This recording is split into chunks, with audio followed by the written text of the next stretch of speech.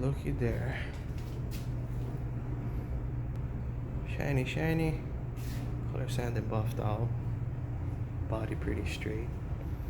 Now, I supposed to have done a build series. This was going to be my first YouTube build series. I was going to show, this is not a complete restoration. This is a regular change color to original Brittany blue of this time. And it was bikini top. Purchased this hard top. The owner purchased this hard top, window frame and stuff. But this is one of the jobs that came into the shop that just I don't want to say bad luck, but just was ongoing. Didn't want to leave. Like it had problem after problem. Being, like I said, it's not a complete restoration. It did not bare metal this vehicle. The vehicle is painted silver by its previous owner, and the previous owner let it sit. I guess it was in a field for a while out in Kona. But basically we pretty much took out the dings and dents, rust, and put these matching flares. Only the back had flares.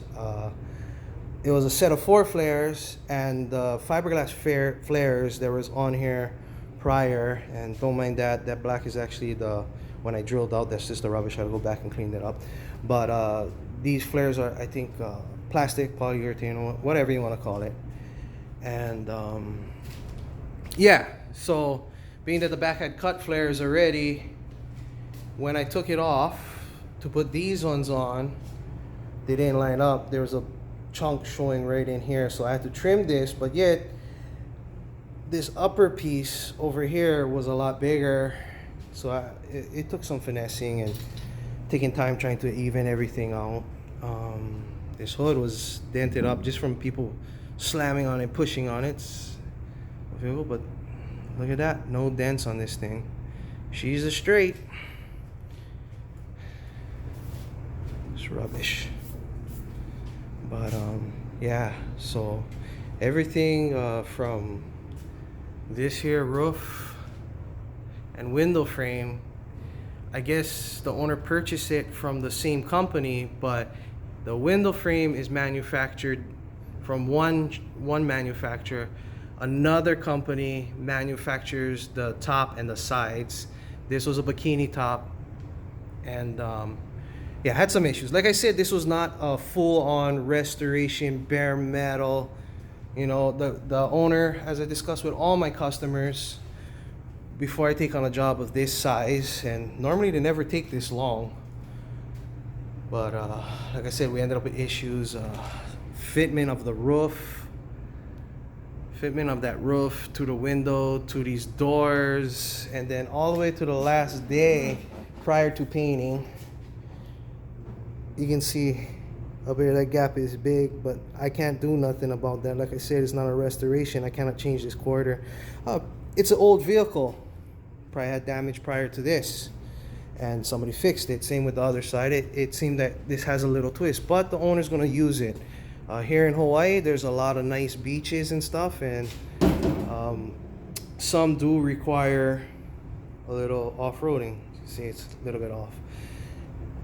Normally, I'm gonna start putting videos of more of my actual high-end jobs that I do, and hopefully the next build series will be a Corvette that I'm doing a 25th anniversary one, and that one's not, it's not a full-on restoration or deal, but like it's gonna have to be quality. That one, that owner is paying a real large sum of money to get it properly done and stuff. But like I said, I cap my customers. Well, I don't cap them, but I tell them, you know, no matter what you do, how much money you have, you still need to put a budget on what you're gonna build. So this one came in way under $10,000 with all the materials, all the labor.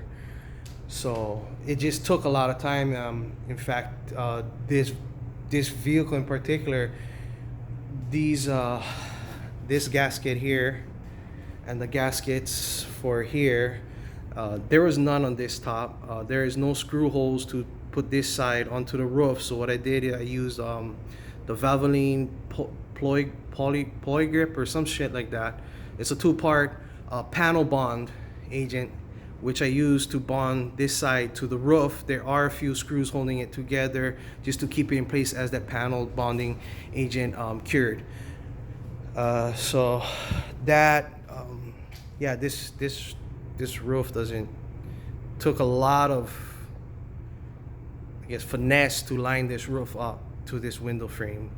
And I try to get everything as perfect as possible, regardless of what the customer is paying, because it's coming from my shop.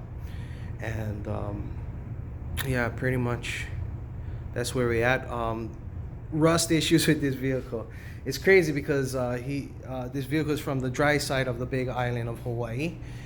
And I kept this little jam because the rest of the bolts I had to literally drill them through, and this one I could cut off. But all the bolts were like this. You know, that's why this roll cage was very difficult to do. So the plans were to take it out. I didn't. I left it in, masked everything off as well, and just sprayed it open. Keep in mind the top was not on at the moment. That's a gecko. Keep in mind the top was not on at the moment, so it was easier to get to. We did a recoloring of the floor in here. This floor was actually bed lined by Rhino Lining many years ago. It showed how worn out it was, and it was stained and stuff, so I recolored it. This vehicle put up a fight all the way through this whole thing, starting from missing rubbers that were ordered, the gaskets and stuff, so I couldn't put the camper on to paint it. And that took 3 months. And restorations, I do them, but they're not my main source of income.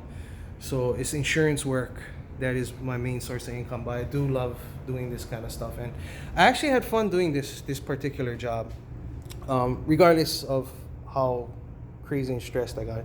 This is my sealer. This door is like this because this section wasn't even in here. The door has a kink to it. It got buckled from the previous owner. You know, I tried straightening it out, tried to put back body line as much as possible. Like I said, we had a budget to keep within, so I didn't get paid extra to do that. I just did it anyways. It's not the best, but it looks a hell of a lot better. This gap, it's not the door that is off, it's this quarter. Probably just the top section or top and bottom was replaced. It's an off-road vehicle. We have off-road spots. Somebody down the line who owned this way before the owner who has it now probably had a little mishap, whether somebody hit them or they were on a trail or something and it slid off and banged it. Both sides are off. It's not badly twisted. I did not drive the vehicle, so I can't say if it goes straight or what, but I'm pretty sure it does. It's no biggie. But yeah, the owner is actually going to use this vehicle. It's not going to, that's just dust there. The owner is just going to, he's not going to just leave it in his garage and look at it every day and not even use it. He's going to use the vehicle. He's not going to abuse it, but he's going to use it. All these emblems I'm not putting back on. The mechanic who built this motor and is doing the work, he's going to order all the new stuff for him, for the owner, and put it on himself. All the handles is going on, which is going to be a nice touch because the body is straight and shiny and new. It's going to be, you know, nice to have that. Another thing, after the camper, this top gave me issues with fitment and the rubbers, getting the rubbers here, this spare tire. It wasn't a problem. The beginning of plans was to shave this and not have this on here. Being that I had so much downtime, the vehicle wasn't being touched at the moment because I was waiting on rubbers to get to the next stage of paint, and I needed the camper on to paint it. That's just how I do my stuff. He decided to go and there's this rubbish there, smudges, and order a brand new tire carrier, which is also no problem. Cost me a little bit. I had to re-drill where I patched up these original holes, And like everything else, from fitment of the camper to this, it didn't line up. It's aftermarket. It's supposed to be made for these vehicles, but they're a little off. So that took some finessing as well to get it on there and working. I am missing a few things. This is the bummer part about not ordering the parts myself, which I have no problem or no gripe with. But when I can't find, none of these things came with directions, including all the rubbers and stuff. I tried Googling it, none of it was on there. I couldn't even find the latch for this. So yeah, I may have it backwards or something. I don't know, but this is the only way these hinges fitted on here. So like I'm lost on that. A few of my holes, the original spare tire kit, I re-drilled them. I found my welds. I grinded it down, found my welds. I drilled through the welds. Pretty much got them back exactly where they were. Never line up. Didn't line up at all. Okay, so that was the most recent one. The next thing was this camper.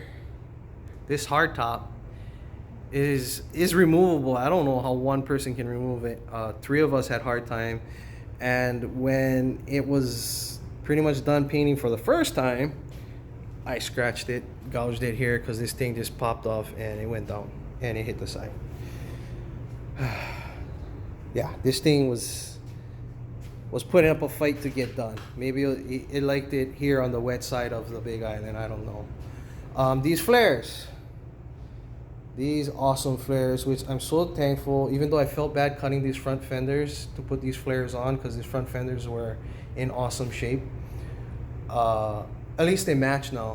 When the owner brought it to me, it only had back fiberglass flares, which were weathered and cracking and stuff. So yeah, he decided to buy 4 matching ones, which is awesome because they're 4 matching all around.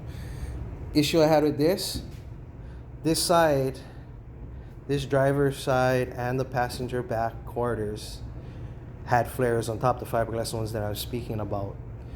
These did not match up, and they were cut way too much to it didn't have space here to bolt it to, and it had too much space down here, which it stuck out right up, about a hand width. So I had to cut that, reposition this. Lucky I didn't have to weld anything on, but I got them on there. And these stainless steel screws were a pain in the butt to get on. I kind of do like these. I guess they're plastic flares or polyurethane or whatever. But it's pretty much ready to go. Roll out of here. She's a straight. She's shiny. Just needs to get back on the road. And it's been a long time here at my shop. And on to the next, which will be a vet. Hopefully I can do a complete maybe a so many day update. That the vet that I'm going to do is the 25th anniversary. So it should be it doesn't take too much body work. Has a few cracks here from stressing and whatnot, but I'm going to start making more videos about what I do. I know all I have is stuff that I have for sale, because it's easier to tell people to look at what I have for sale on YouTube and I'm gonna watch a video instead of sending it through my phone to them, because it's horrible, the quality. But yeah, it's all done, ready to go. It'll be out of my shop within a few days. So on to the next. And I would like to thank the owner for the opportunity and the major amount of patience he had with me working through all the issues that came up as doing this. Like I said, it's not a bare metal restoration. It was a change color and body work, make it look better, make it feel new. Painted everything in this thing. It wasn't a hard top prior to this. It was a bikini top. And another thing with this vehicle, even though it was on the dry side of the island, I don't know where it was, but everything was rusted. So this roll cage I had to paint in.